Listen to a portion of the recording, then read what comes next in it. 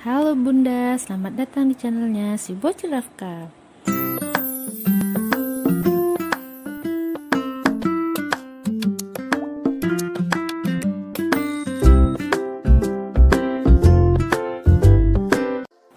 Halo Bunda, pada episode kali ini kita akan membahas tentang kehamilan kosong atau kandungan kosong.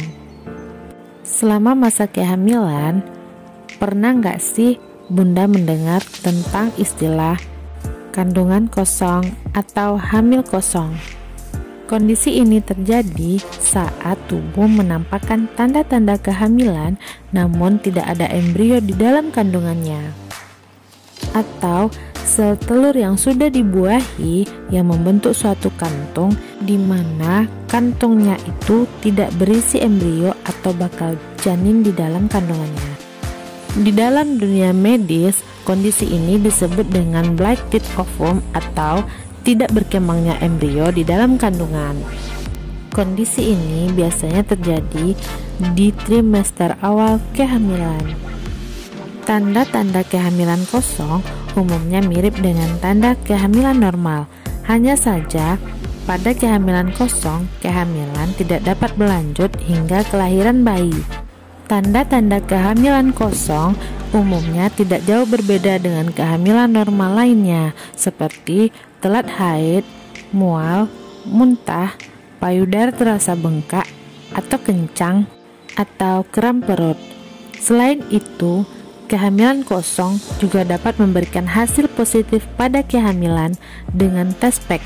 Hal ini disebabkan oleh adanya peningkatan hormon kehamilan HCG. Padahalnya, kenyataannya tidak ada janin yang berkembang di dalam kandungan. Akan tetapi, tanda-tanda kehamilan yang dirasakan akan menghilang seiring menurunnya kadar hormon kehamilan tersebut pada minggu-minggu berikutnya. Jika tanda kehamilan bisa dirasakan di sepanjang masa kehamilan, tanda-tanda kehamilan kosong biasanya berlangsung dalam waktu yang singkat, atau kehamilan berakhir secara sendirinya kurang dari 20 minggu pertama kehamilan. Kehamilan dimulai dari terjadinya proses pembuahan. Normalnya, bakal janin akan terbentuk dalam waktu sekitar 2 minggu setelah pembuahan. Kemudian, diikuti terbentuknya kantung ketuban pada usia kehamilan 5-6 minggu. Namun, pada kehamilan kosong, embrio tidak terbentuk, sehingga tidak ditemukan janin di dalam kandungan, meski Bunda telah mengalami tanda-tanda kehamilan. Kehamilan kosong bisa disebabkan oleh berbagai hal, seperti kelainan genetik, kualitas sperma atau sel telur yang kurang baik, gangguan pada proses pembuahan, kelainan pada rahim, efek samping obat-obatan, hingga gangguan hormon, misalnya hormon progesteron. Karena tanda-tanda kehamilan kosong dan kehamilan normal mirip satu sama lain, kedua kondisi tersebut perlu dipastikan melalui pemeriksaan oleh dokter kandungan. Untuk menentukan apakah tanda-tanda kehamilan yang Bunda alami muncul karena kehamilan normal atau kehamilan kosong, dokter akan melakukan pemeriksaan USG. USG bisa dilakukan melalui perut atau melalui vagina.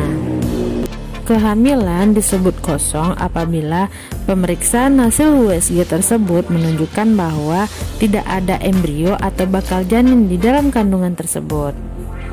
Umumnya, kehamilan kosong akan berakhir dengan munculnya tanda-tanda keguguran. Bahkan ada sebagian wanita yang tidak menyadari bahwa ia mengalami kehamilan kosong.